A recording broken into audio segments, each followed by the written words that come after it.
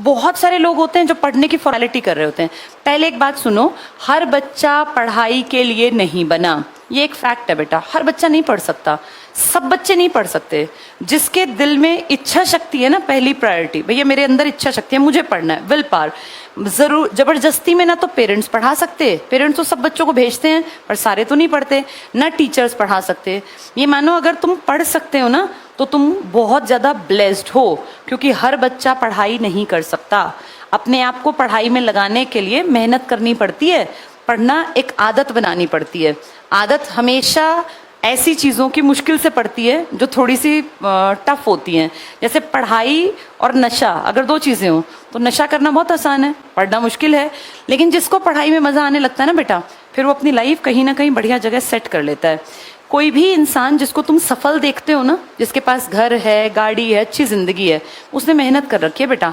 By chance normal আদমিকে সাথ कोई बहुत बढ़िया चीज़ नहीं होती।